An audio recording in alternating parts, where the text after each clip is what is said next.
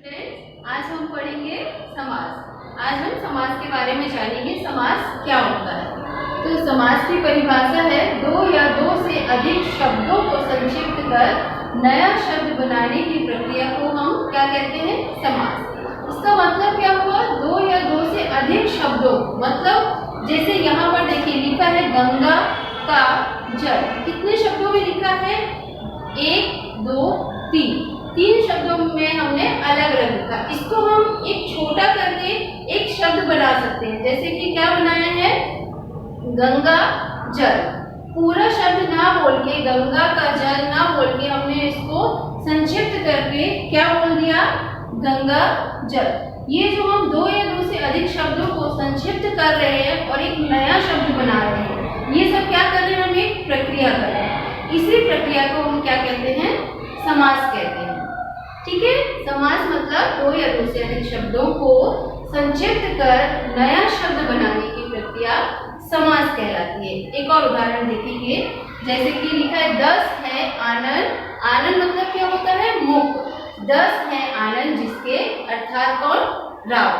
तो इतने सारे शब्द हैं, इसको हम पूरे शब्द ना बोल के इसके लिए हम एक शब्द संक्षिप्त करके एक शब्द में बोल सकते हैं। क्या बोल सकते हैं, दशानन। आपने सुना होगा रावण का नाम है, एक और नाम जो है वो क्या है, दशानन। तो 10 है आनंद जिसके, इतने अधिक शब्दों को हमने छोटा करके, संक्षिप्त मतलब छोटा करके, तो छोटा करके एक शब्द बना दिया है, जिसके लिए क्या बोला है, दशानन। तो इसी प्रक्रिया को, जो हम अधिक शब्दों को संक्षिप्त कर एक छोटे शब्द में व्यक्त करते हैं, उस प्रक्रिया को क्या कहते हैं, समास। ऐसे एक और है राजा का भवन। राजा का भवन ना बोल के हम उसको छोटे शब्द में क्या बोल सकते हैं, राजभवन। ठीक है, राजा का भवन, 3 शब्द दिए, 3 शब्द को हमने संक्षिप्त करके एक शब्द बना दिया है, राजा का भवन।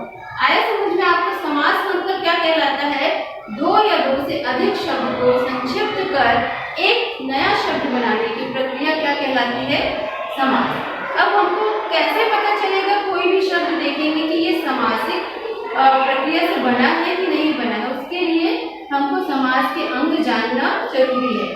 तो समास के अंग कितने होते हैं, 4 होते हैं।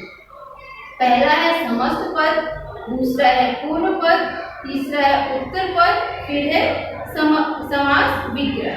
ठीक है, जैसे कि समस्त पद मतलब हमने अलग अलग शब्दों को एक शब्द बना दिया, उसको क्या करेंगे, समस्त पद। एक हमने जैसे लिया कमल, नयन, एक ये पूरा समस्त पद है, उसका उत्तर और पूर्व पद होंगे। तो पूर्व पद मतलब पहले का जो शब्द होगा उसको हम क्या कहेंगे, एक ये शब्द बनता है, एक ये शब्द बनता है। तो पहला जो शब्द होता है उसको पूर्व पद कहते हैं, उसके बाद वाला जो शब्द होता है उसको उत्तर पद कहते हैं। तो इसका पूर्व पद क्या कहला गया, कमल, उत्तर पद क्या कहलाएगा, नयन।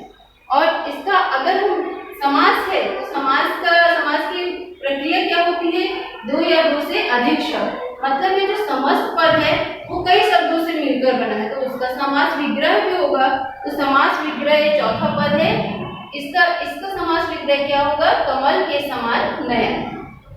तो समास पद को पहचानने के लिए हमें ये 4 पद अगर किसी भी शब्द में मिल रहे हैं तो इसका मतलब है वो शब्द किस प्रक्रिया से बना है, सामासिक प्रक्रिया से।